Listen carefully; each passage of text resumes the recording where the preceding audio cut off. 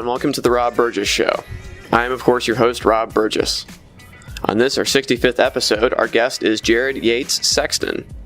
Jared Yates Sexton is a writer, academic, and author who has published 4 books of fiction and has had his work appear in the New York Times, The New Republic, Salon, Paste, and elsewhere. His book, The People Are Going to Rise Like the Waters Upon Your Shore, A Story of American Rage, will be released by Counterpoint in September. Currently, he serves as an assistant professor of creative writing at Georgia Southern University. And now, on to the show.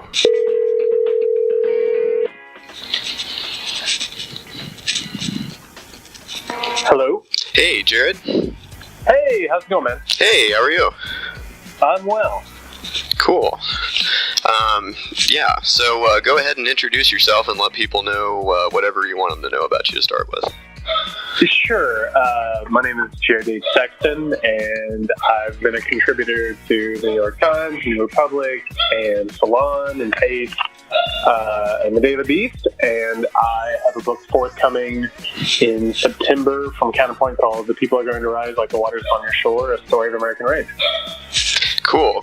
And like I said, I heard you on Trumpcast recently, and I instantly knew I wanted to talk to you for a couple reasons.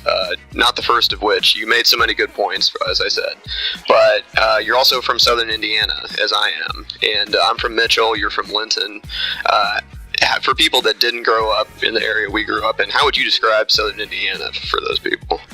Well, I took a job here at Georgia Southern 5 years ago, and everyone asked me, how I was going to get used to the difference between the Midwest and the South. But in all actuality, Southern Indiana is the South. If you look at linguistics maps and things like that, the South actually travels up into Indiana, into Southern Indiana, and then dips back down. It's a very... there are some Midwestern values, but most culturally, it most resembles the South. Mm-hmm. Yeah, and of course, it's adjacent to Kentucky, which was definitely a slave state, so it's, right on that tip, and as you said, there's a lot of influence. Now that you are in the South, though, do you find some other differences being where you are now as opposed to Southern Indiana? Sure. People carry themselves differently, and the politics are, they resemble what they did in Southern Indiana, but, there are some differences.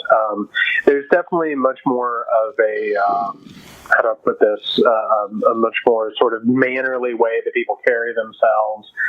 There's not a lot of conflict, except for sometimes there's some pleasantries and passive-aggressive natures. In Southern Indiana, mostly we just avoid talking about anything, and mostly we're stoic.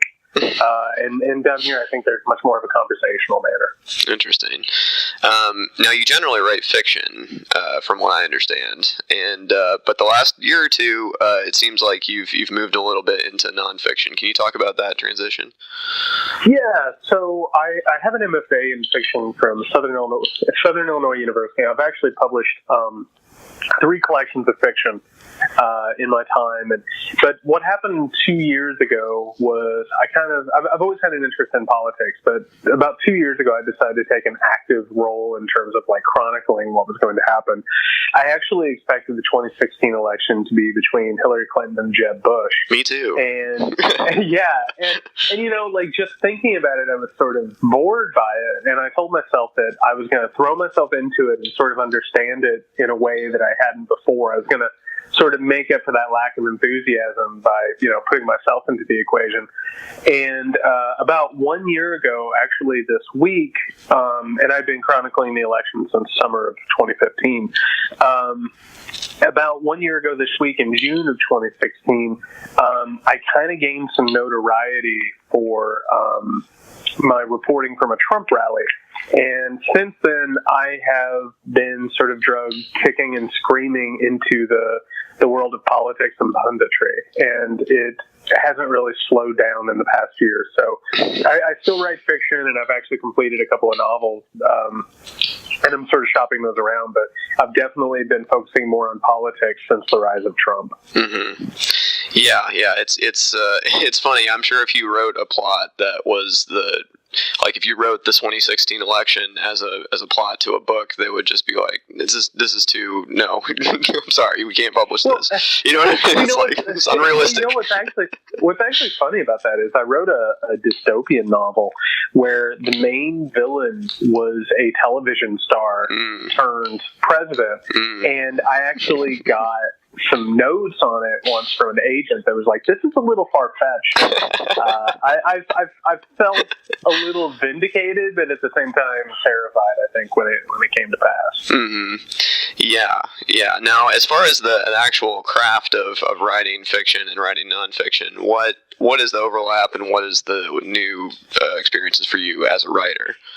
Well, I was thinking about this the other day because actually somebody said to me, and this was sort of a compliment, but at the same time, I think there's a matter of suspicion in there. And it's like, well, you have a lot of narratives and your reporting that sort of like end up fitting very well. And I actually think the difference between the two is, I think it's understanding how narrative works. So for instance, in nonfiction, I'm given a finite amount of things that I can use, right? I've had so many experiences inside of real experiences, and you sort of look at the narrative and you figure out how all of this stuff fits together to form a story, as opposed to deciding what a story is going to be and then creating facts and characters that go into it. So in essence, I think nonfiction is a little bit more about editing and sort of like trimming and shaping scope, as opposed to where fiction, of course, is mostly wholesale creation. Right. Well, it made me think of reading your writing. Made me think of David Foster Wallace and kind of how he jumped between fiction and nonfiction. And I've also heard later that some of his nonfiction may not have been completely accurate. There may have been some imagined parts, as there have been in other people that like David Sedaris, I've read, has some.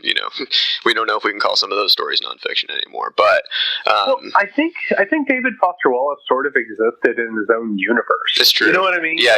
I think you look at him and his writing, and I think he was more of I think he was sort of trapped in his own sort of cerebral nature, and as a result, you can never really tell what's happening in his writing. Like, you can never tell exactly if he's going over some philosophical idea, some personal idea, or what. It's sort of hard to keep track because that guy's mind was a series of mazes. Have you actually read Infinite Jest yet? Yeah. There are two very crisp copies that my wife and I bought in a moment of inspiration a couple years ago that, till 2 children later have still remained unread. But it's one of those funny things, and I don't know if you got to this point, but there was this moment of panic, and I tell my students this because every summer I always have fiction students who are like, I'm going to read Infinite Jest this summer, and I'm like, well, the first thing you have to do is you have to get 2 bookmarks, because there are 2 books going on within the one book. You have the main thread of the novel, and then you have the footnotes, or the end notes, I guess you would call them. And I'll never forget the moment where I got to my first end note that went on for like 12 pages, and I just had like this existential panic trying to go back and forth between these 2 things. It's just a job. It's basically a part-time job. Yeah. I went to a friend's house once, and he proudly had that sitting there with the bookmark defiantly, like a third of the way through. Like, he was like, it seemed very like, yeah. I think a lot of people have that out for people to see. You know what I mean? I think a lot of people are very happy to have that on display. Yeah. Be seen with that. Yeah, absolutely. Has it been hard to focus on fiction, though, with everything happening in the world? I mean, I wonder how your fiction writing and your nonfiction writing, how you've kept both those threads going in an age where I feel guilty if I don't write something about what's happening, even though it's like, God, I'd like to look away and do something else, but it seems so important to stay engaged. So. Yeah, well, it's been difficult. So when this whole thing blew up, I was in the middle of writing a novel that, I'm now sort of looking at and, sort of eyeing it for spare parts. You know what I mean? I'm like, this one probably it's like 98% done, but I don't know if it's the right book. So I kind of look at that like that, and then I have this other novel that I really, really want to write. But I actually have another book that's due in early 2018. So now I got to write that book and keep this novel sort of going in my head. But when I look at it, and I think this is the difference between writing about like the Trump administration or writing a novel. I think the novel, and I think David Foster Wallace is part of this too. I think that's where I'm going to work out more of the sort of existential abstract thoughts that I have. So, like, one of the big things that I'm thinking about now is this idea of reality and how reality is changing to be this subjective thing that it didn't used to be, and what happens when everyone is living in their own subjective reality. The people who then accept objective reality have an advantage over the people who are trying to sculpt their own. So, it's hard to write an article about that. Like, that's more of an abstract sort of a deal. So I think fiction for me is going to stick with these more philosophical ideas. But, I work every day on this, documenting the disaster that is Donald Trump. And that takes up a lot of time. It takes up a lot of headspace. It takes up a lot of energy. And so it definitely has been a hamper on that. Yeah. I have a weekly column in the paper, and I'm sure... I don't know what percentage of my readers by this point, but I'm sure a sizable percentage wish I would write about anything else other than Trump. But I don't feel like, I can look away. I can't. Like, this is happening. Can you? Yeah. Well, and that's the other thing. Have you read? There's this really good book called The Invention of Russia. Have you seen that? The Invention of Russia is by this Russian journalist who it's all about the movement from Mikhail Gorbachev to Vladimir Putin. And basically, his thesis is that Putin's lying and manipulation and sort of outright lack of ethics, which is, putting them out, basically exhausted the Russian people to the point where they just said, do whatever you want, we're tired, we don't want anything to do with this anymore. And I feel like we're in the early stages of something resembling that, and it would be the easiest thing in the world to stop because of exhaustion, but I think at this point it's wildly dangerous to do so. Well, if you you do allow yourself the luxury of looking away, I guess I think of it as a luxury. You're normalizing it to a certain degree, because then you're not saying this is abnormal anymore. So yeah, and the moment that you do that, I think that the battle is lost. Because I think one of the reasons that, and there are many, I think one of the reasons why we're in this situation we are is because so many people acquiesced the responsibility of being a citizen, and of voting and staying informed and staying awake in the face of all this stuff. And the more that we do that, the more that we just sort of allow government to do what it does and allow politicians to do what they do, I think the further we sink into this hole. And there's going to come a certain point where if we abdicate that responsibility so much, there's not going to be a responsibility anymore. Sure, absolutely. So I want to hear a little bit about your experiences firsthand at Trump rallies. Like, who do you see there? I haven't been to one. Of course, Indiana, where I am, is it was the last stand of Trump and Cruz and Kasich. And Kasich had a event I was scheduled to go to, and then he pulled out and backed Cruz because they were going to split the states up or whatever. But anyway, that's as close as I got. Oh, I met Bill Clinton twice, so that was fun. It's funny. I haven't thought about that strategy that they tried for a long time now. Yeah. What a terrible strategy that was, where they were all like, you're going to vote for Rubio in Florida. And that's right. Yeah, they were. Man, what a disaster! Yes, the road to victory is paved with. No, it's not. This is a terrible idea. No, it's not. So what I've seen, and I actually, one of the rallies I went to was in Indiana. It was in a suburb around Indianapolis. Was it in Carmel? It was a little bit north of Carmel. It was. I can't remember the actual name of the place, but so it was inside like this sports complex. And it was a disaster. Anyway, so that was that's where he took Pence out for a test drive, Although, based on the reporting I'd done, he had actually already decided on Pence like a week earlier. But anyway, so that rally was a good microcosm of what I've seen. And a lot of people I've talked to just assume it's like poor, ignorant people who go to these rallies, and it's not. It's a stratification of class. I mean, you have wealthy people there, and I'll tell you this right now: Trump is very popular among country club types. They love Trump in this country club atmosphere. You also have middle class people who are showing up to do it. You have poor people who are showing up to do it. Almost exclusively, it's all white. It's not all men. There are a lot of women there too. But more or less, what I noticed on the campaign trail was all of these rallies had something in common, and that was the people who went to them obviously relished being around each other and knowing that when they were around each other, when they were at these rallies, that they were in a space where they could say anything they wanted. And this is where political correctness actually got sort of, broken open. And what I think I saw was a group of people who have felt sort of beat back by the expectations of political correctness and societal politeness.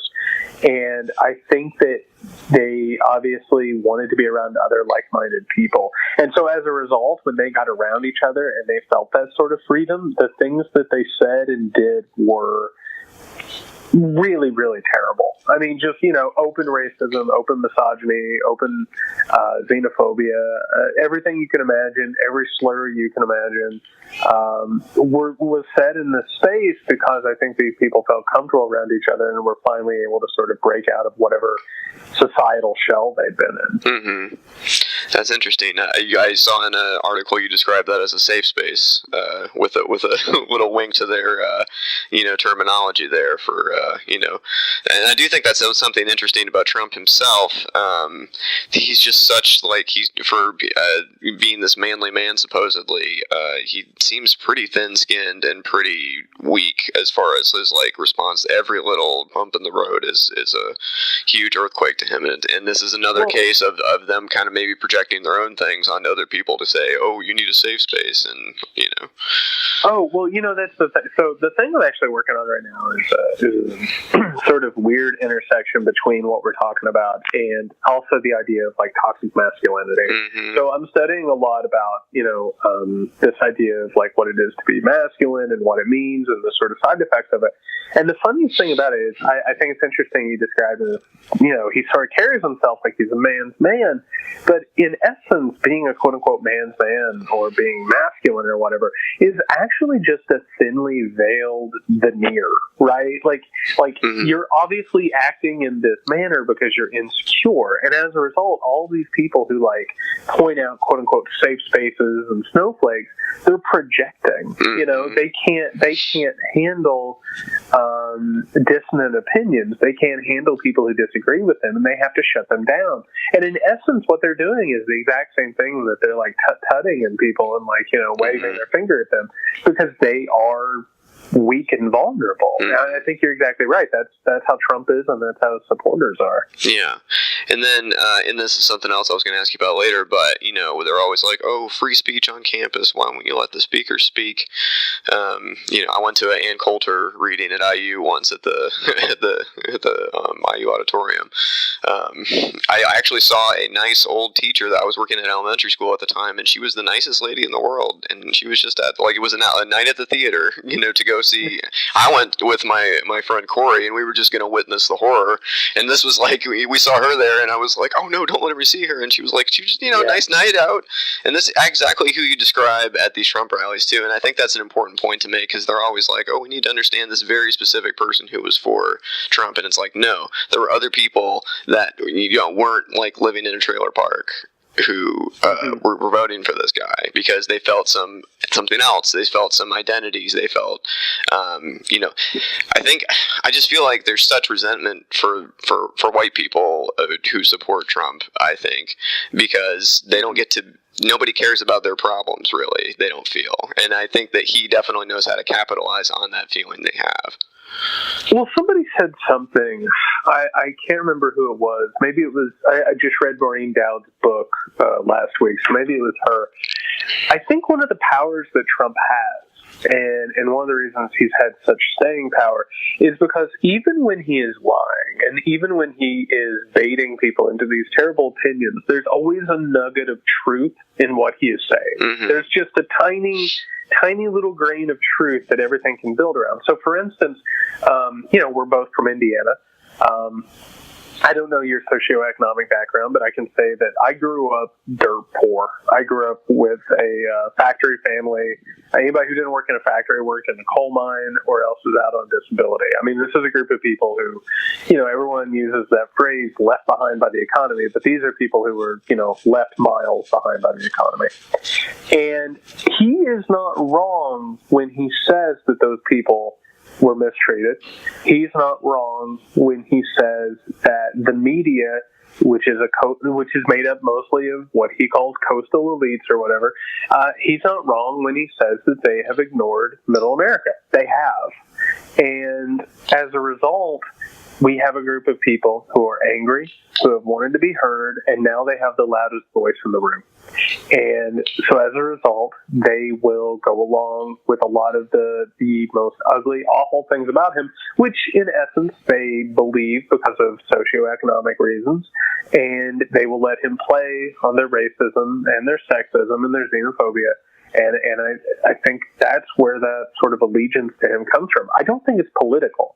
I think it's cultural. Mm-hmm. And I think that's a big mistake that we've made is they don't care what he does politically. Mm-hmm. They don't care what legislation he passes. They care more that they can, fly a Trump sign and that they can piss people off by wearing a Make America Great Again hat. Yeah. This is not about a political allegiance. This is more about a cultural identifier, I think. Yeah, that's some great observations there. Yeah, no, I every day to work I drive between Noblesville and Kokomo, and there's a trailer park, a rather sizable one, right before you get to Kokomo, and it has like three or four flags. And it's, of course, the American flag, and I think a POW in one of the branches of the military. And the other one is a Trump, Make America Great, in front of a trailer park. And yeah, it's not about. I don't think it's more. And this is something I definitely want to ask you about later. It's more than just like you said. They don't care what actual policies go into effect. It's just how he makes them feel. And in that way, it's very hard to talk them out of that. I've found.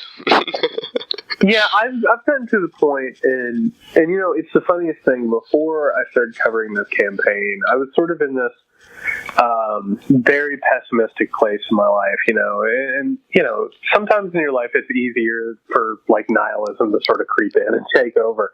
But then I started covering this thing. And I started seeing the ugliness up close, and I started talking to these people, and I started seeing Trump gain points and the system fail. And then, I started getting these death threats and people showing up at my house in the middle of the night and all this stuff. And I sort of had this moment where I was like, I can't be nihilist anymore. I have to have some hope. But I will tell you that as of late, the thing that has sapped my hope and made me feel a little bit more pessimistic is the fact that it does appear that these people are not going to turn their backs on him. It doesn't matter what campaign promises he doesn't fulfill or just blatantly tosses away. They have aligned themselves with him, and there's been a certain amount of weight that has been gained from that it's almost impossible to throw away. I think we're looking at, and I wrote this, I believe on Twitter the other day, I think we're looking at this generation and maybe another generation of Trump supporters because, we have kids who are being raised up to believe in this guy as if he's infallible. And I don't see how it goes away in between now and then. Mm-hmm. I just don't. Yeah, you're absolutely right. It's like they always talk about his approval rating always sinking, but there's always that nice steady floor that never seems to go away. And there really doesn't seem to be any, of course, I don't know if you've probably read the Steele dossier, I assume. What if every single thing in that is true?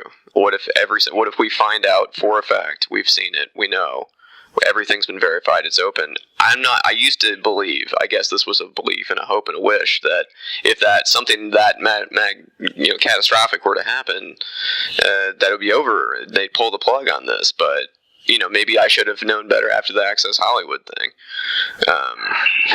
Well, but that's the thing, right? Is when you talk to people, and this really, and again, I keep using the word cultural because I've been very careful not to use the word religious, right?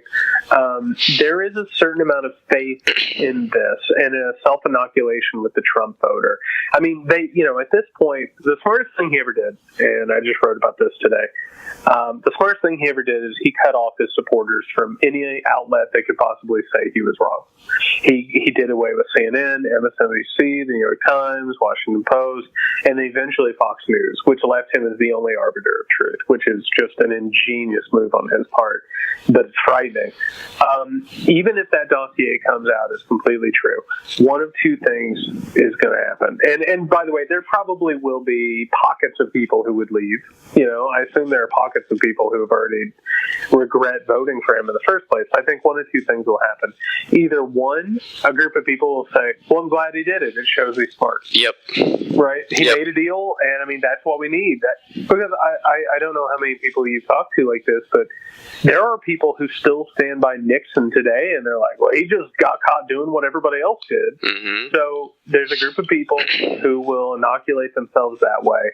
And there's another group of people, probably the larger group of people, who would probably go ahead and say that even all of the confirmation would be fabricated. They would say that there's just no way that any of it's true, and fake news. It's all fake, and everything's fake. Mm-hmm. And so I think he was 100% right, which is so scary, saying that he could shoot somebody on Fifth Avenue and wouldn't lose a vote. Mm-hmm.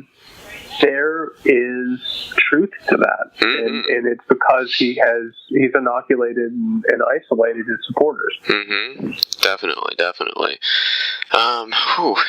It's heavy stuff. But I once interviewed a survivor of Jonestown, and I can't help but draw some connections. I had a Dr. Elizabeth Yuko, who had an article that she wrote that was talking to a cult deprogrammer, and he was talking about similarities. You've written things to this effect. Do you think there's a cult of personality, I think, at least, if not just an outright cult? Yeah, I have. I've sort of towed up to that line a little bit, and I've gotten a lot of crap for that. But I'll tell you what I saw. And what I saw was, in the wake of that Access Hollywood tape, something really changed. Something was obvious there, that these people were with him in a way that wasn't normal, right? I actually write about this in the book, and that is that every successful political campaign is a cult of personality. You look at how Barack Obama sort of ascended to the presidency. I mean, that was a cult of personality, right? I mean, that was a person who could inspire people, and they believed in him, even though there were some problems. Mm-hmm. But usually, if a person wins the presidency, the first thing that they do is they shed the cult of personality, mm-hmm. right? They're like, I've gotten here, and now I'm a legislator. Trump's not like that, and what's scary about it is his followers have had to basically. So for instance, if you say you're a Trump supporter, if you make it open, if you go on Facebook and you say it, or you go on Twitter and say it, there are a group of people who you are friends with who will unfriend you, mm-hmm. right? I mean, they would just say, no, we're done. That's the end of it. And we're talking family members, we're talking colleagues, we're talking close acquaintances, all these people. They would unfriend you. That isolates you. Right? So if you say, I'm a Trump supporter, and everyone unfriends you, and everyone basically eschews you, the only people you have left are Trump supporters, right? They're your new family. Mm-hmm. And as a result, your identity and your worldview depends on that continuing. So as a result, every time that somebody says Trump is bad, you now have a cognitive decision that your mind makes without you realizing it, which is, do I shed my entire identity and admit that I'm living a lie, or do I buy in further? Yeah. And it's easier to buy in further. Mm-hmm. in the wake of the Access Hollywood thing, all these people had already been isolated, and they had to make a decision. Do I believe the guy that I have basically devoted my entire life to now is a sexual, assaulter, or are these people wrong? And they chose the people were wrong, even though the evidence was there. It is a cult mentality, more than we've probably ever seen in politics before. And I think the sooner that we come to realization that that is the case, that's the sooner we can start dealing with it. Absolutely. Well, we got way off into the weeds there, but that was a good that was a good line of thinking. But I did want to not breeze past something that you brought up that I want to ask you about. Was toxic masculinity. Can you just describe what that is, to define it for us, just right off the top here? Sure. Toxic masculinity is when the traditional ideas of masculinity, which is sort of independence, stoicism, aggression, these sort of things that we usually just associate with men off the top of our heads, these societal expectations. It's when those turn negative in manner. So, for instance, if you have a husband or a dad or a son or a brother, someone in your life who their masculine roles are leading them to harm others, whether or not it's emotionally, physically, sexually, mentally, any of those ways, that's when it turns toxic. So, for instance, this is a ridiculous thing, but, it's if you're driving down the road and somebody in a jacked up pickup truck, they obviously are compensating, or they're handling themselves in a certain way. If they did pass you, nearly run you off the road, or just in everyday sexism, or the mistreatment of individuals, or as bad as rape or sexual harassment. You have all these different types of things that are side effects of the sort of mental problems that come from trying to keep up what is essentially not an organic behavior. Mm-hmm. Yeah, and this is a topic I think about a lot, because I do have an almost 3-year-old son, and I have a two-week-old daughter too. So I'm thinking from that angle as well. So I got it from both sides. But I want to raise him to not do that if I can. Sure. What would you say to somebody like me that's raising a son right now?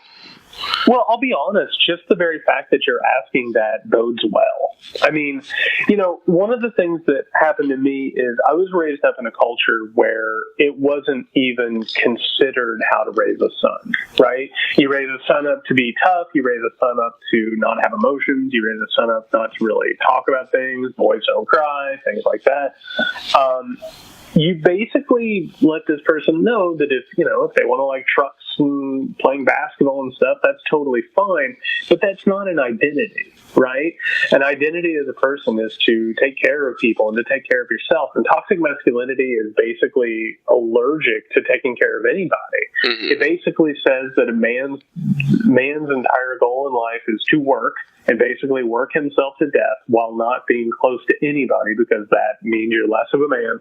And so you hurt everyone around you and yourself. And so basically, just by teaching them to be empathic and to be a good, sensitive, expressive person, I think that takes care of it. Although, I mean, society plays a role in it too. I mean, they're going to be around boys at school. They're going to watch TV. They're going to watch shows. They're going to be influenced by culture. So, I mean, it takes a pretty constant reiteration of that, I think. Mm-hmm.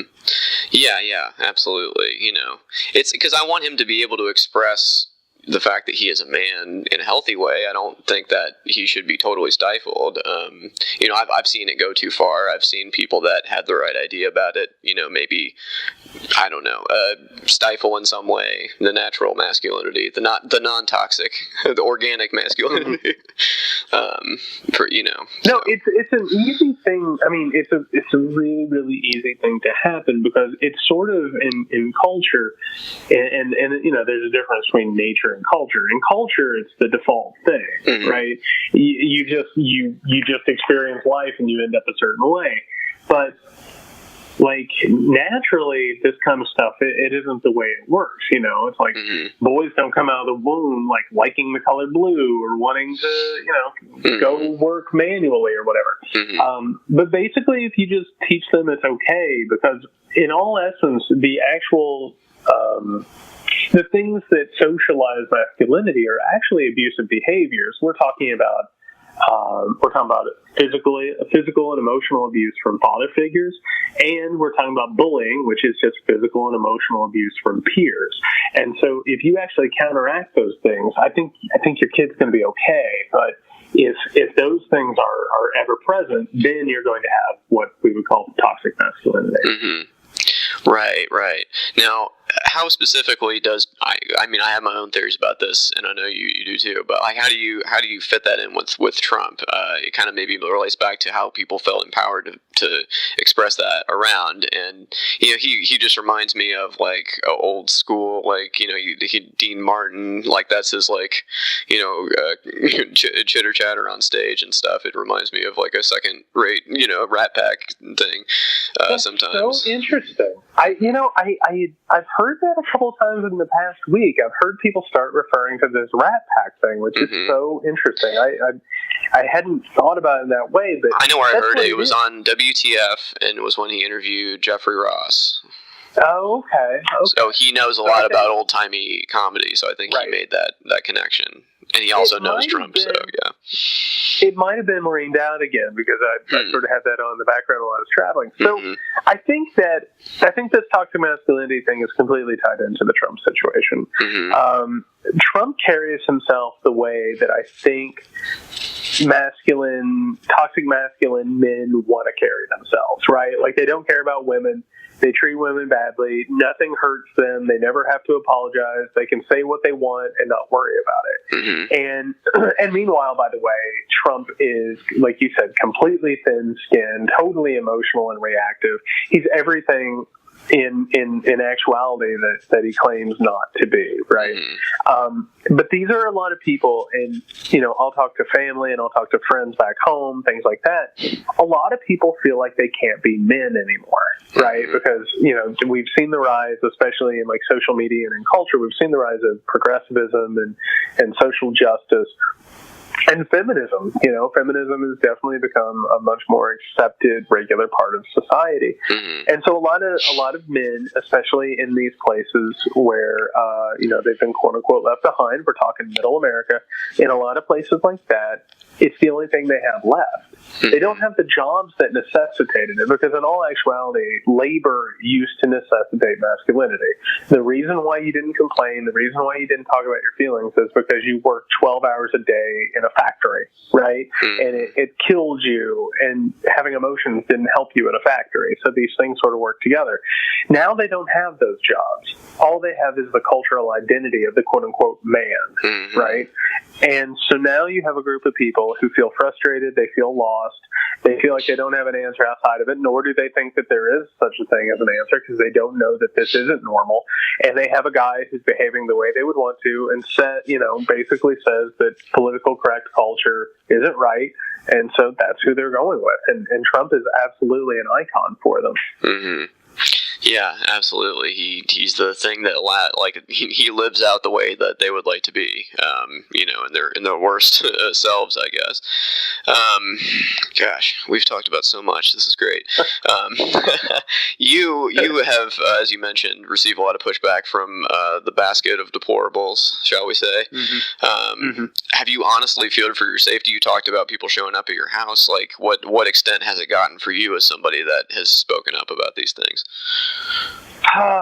You know, I'll be honest with you. I have feared for my safety. I mean, when I first started getting these death threats, and when I started, you know, I had this night, the first time it happened, I've actually had a couple times where people have sort of tried to get in my house while I wasn't here. Oh my goodness. I had one night where, you know, somebody circled my house, kept, you know, pulling into my driveway and stuff, and, you know, it was obvious that they were, you know, trying to intimidate me or whatever. I did fear for my safety there for a while. I mean, I had to put in like a security system, and all this stuff that, you know, eventually, and I got like a lot more death threats than that. I kind of got used to it. You know what I mean? Like it just sort of turned into the norm. And when it's the norm, you just get used to whatever life you're put into after a while. And so now when I get these threats and I get all this pushback, I'm just like, okay, this is what it is. Mm-hmm. Yeah.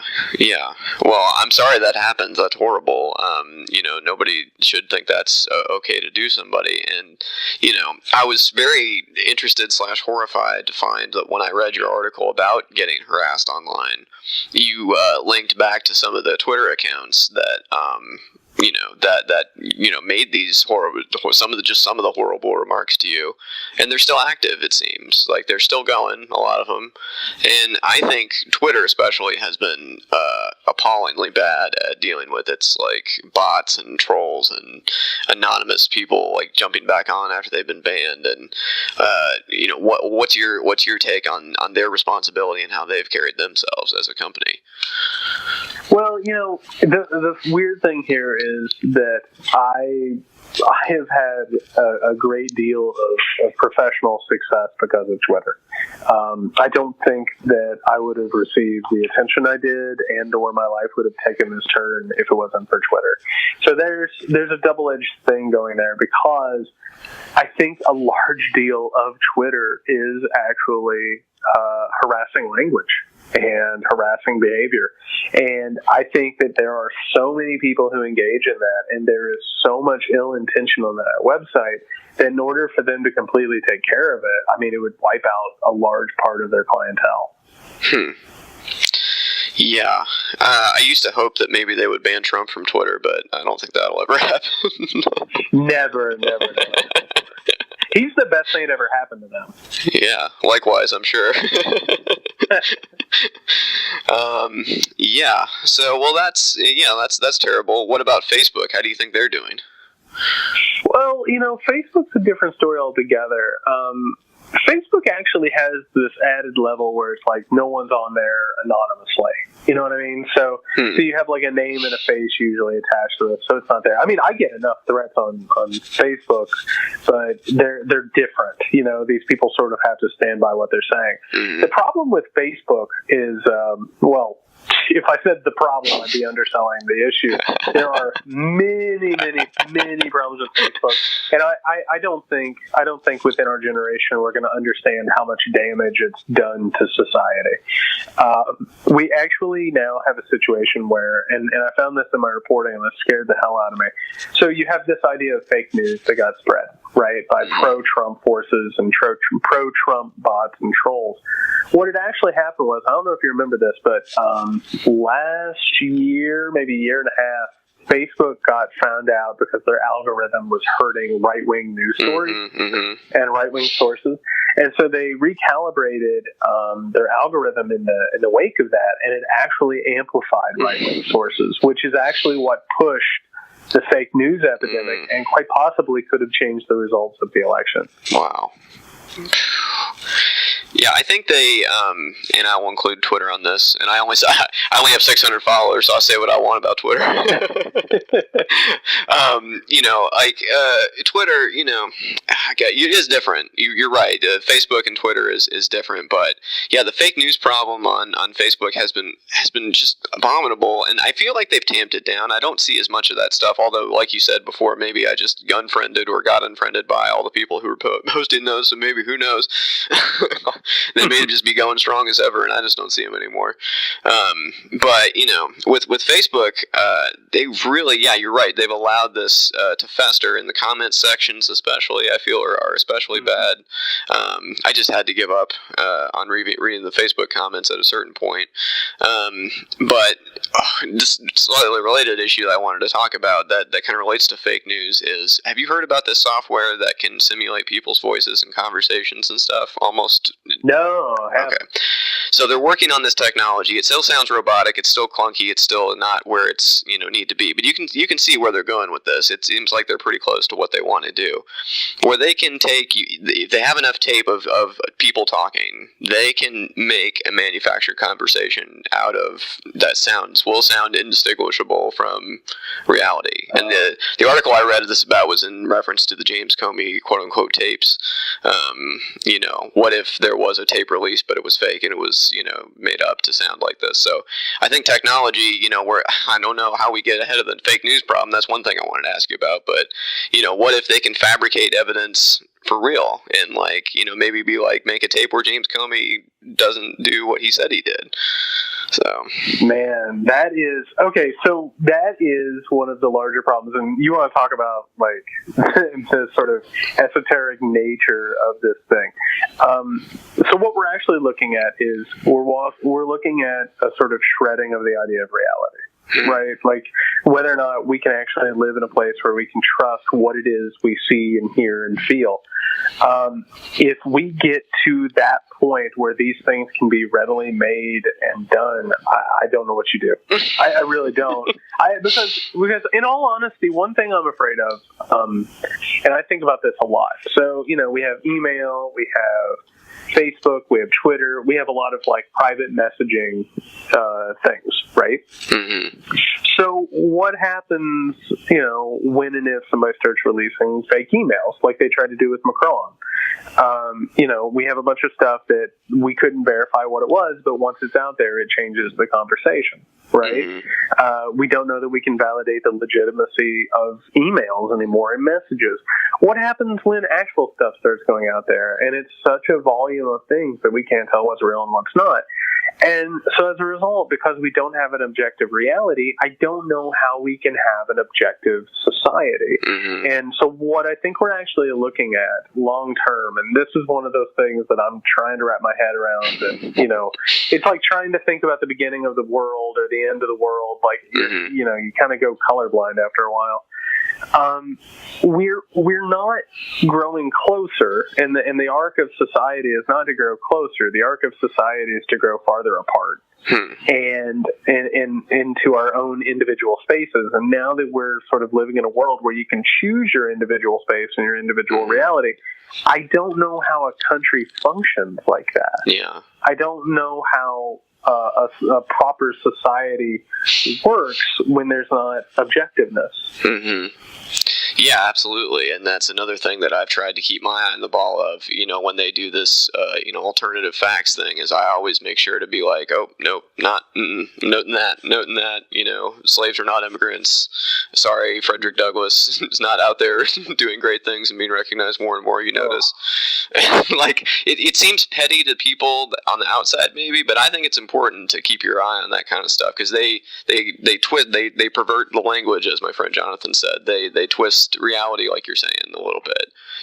They turn the screws ever so tightly, and that's why I've only seen 3 episodes of The Handmaid's Tale.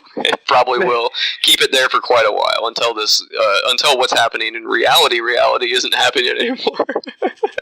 Well, and that's the other thing about it is, I don't know. The thing that keeps me up at night is whether or not this is an aberration or if this is the opening to something new. Yeah, right. And the more that I watch it, because the really disheartening thing is you watch Comey's testimony and then you watch Sessions' testimony, and you watch one thing after another where it's blatant that the Trump White House is not only running a grift, but they're running a very transparent grift. Mm-hmm.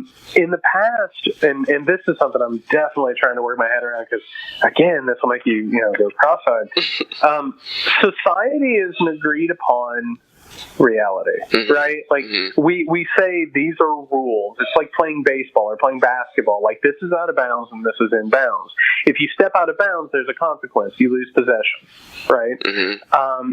in politics, it runs the exact same way, only it's not working that way anymore. In the past, there were like actual consequences for doing things wrong. Now, there are no consequences. And once there are consequences for doing things wrong, how do you function within this anymore? And the Trump administration and the Trump campaign and Trump himself are literally just lying openly and doing things in the open that are wrong, and no one will do anything about it. And so once that gets set, you look at something like Putin, which is how he built his entire empire. It's based on stretching these lines until they break. And that's one of the scariest things. We're getting near the hour mark, and I know that your time is valuable, so I want to get just a few more things in. As a creative writing teacher, what is your general advice for young writers, and kind of especially for people that are trying to do like freelance writing? You've been pretty successful, and I just really enjoy your stuff, by the way. I just can't tell you how much you remind me of all my favorite writers, like Hunter S. Thompson and all that. So I feel like your writing's right in there. So what would you... I appreciate that. Yeah, no, absolutely. And that's part of why I knew we'd have a great conversation, is because, yeah, your voice comes through very clear, and yeah, I definitely think you're in that tradition. But anyway, that's separate from the point. What's your advice as somebody like that? Well, I really appreciate that, man. So basically, I mean, what I've learned, and I've been teaching writing at the collegiate level now for like 12 years, and so the advice I have, I don't think is like the most inspiring or sort of like mind-breaking advice, but the honest to God truth of it is, you have to work. I got extraordinarily lucky to have been in the right place in the right time, but my career would not have broken open if I wasn't just driving to events every moment that I possibly had on every free day that I had, spending my own money and going to these rallies on my own. It just wouldn't have happened. Basically what I've had to tell students is you have to read a lot, read way, way more than you think that you need to read, and you need to write a lot. And in all honesty, it's about hard work. I mean, if you want to be better than everyone else, you just have to work harder than everyone else, which means that, you brought up like The Handmaid's Tale, right? So I would love to be binging on all of my favorite shows all the time, but I think about the people who aren't and who are working.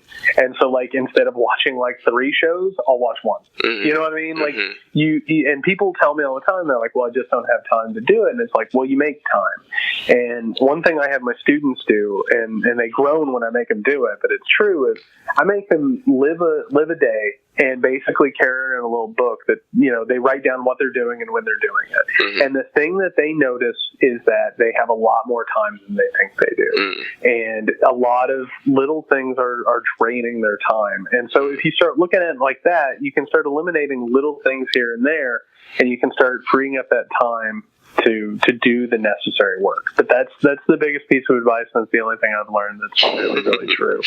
Well, that's probably right on the money. It's like it's the most obvious thing, obviously, but it's so true. You lose track of it. I mean, the easiest thing in the world, and I tell students this all the time, the easiest thing in the world is to not write. Period. People every day don't write. Most people don't, and writers don't either. I'm shocked continually by meeting writers who don't write in some form, even on a weekly basis. They're just waiting on inspiration to hit. It doesn't work like that. You have to train yourself to work and write, and I think after a while that pays off dividends. Yeah, absolutely. Well, like I said, we're getting near the end here, and I always ask this question, but what music have you been listening to lately? Oh man. So let me see. So I just got done with a road trip where I was going around interviewing some people. So I had some interesting times. I just listened to George Harrison's All Things Must Pass. Went all the way through that. I actually went on a really big Kanye West run for a minute. Oh boy! Wow. Yeah. Yeah. Well, that's interesting because you want to talk about toxic masculinity. It's just that boiled down on the tracks, Yeah. It's like the most insecure person in the world puffing out his chest and pretending to be secure. let me see what else. Oh, I'm a big Oasis guy. Oh yeah, wow. I really like Oasis, so I've been listening to them lately. And I had Neil Young's After the Gold Rush. That was the other thing I was listening to. Nice, very, very good. Yeah, you ought to listen to my podcast with Stephen Hayden about, he is obviously an Oasis fan, and then I had the temerity to suggest that Blur might be better, so. Yeah, but that's the funniest thing about that is people don't like to talk about it, but if you are a fan of Oasis or Blur, you are just, it's never going away. I mean, it was like that, it was that one day that they both released their album, and it just forever changed fans. Yeah, I'm an Oasis guy. I have been, and I'm unapologetic about it. I am a really dedicated fan. So this is a quick little story I've never told anybody. So I had tickets to see Oasis, and I had tickets to see them in Indianapolis. And this was right before they broke up. And I don't know if you remember this, but I was getting ready to leave with a couple of buddies of mine to go see Oasis, and this was like my generation's Beatles for me. And I mean, I know a Blur fan doesn't want to hear that. So we were getting ready to leave, and it came over the radio as soon as we got in the car that they had been involved in a car wreck in Indianapolis and had canceled the concert. So that was the one opportunity I had to see Oasis. Oh man! Driven by a car wreck. Really sad. Wow. Well, yeah. No, I like Oasis. There's nothing wrong with Oasis. I don't want it. We don't have. I've already done this. We don't have to talk about this. I know I'm wrong. Right. So, anyway, well, is there anything else I didn't ask you about that you want to get out there before we go? No, this has been a great conversation. Thank you. I've exceeded my expectations, and it'll be out on Friday, and I'll send you a link, and I hope we talk again soon, and I look forward to see whatever else you're doing. So, fantastic, man. Keep in touch. Thanks a lot. Bye.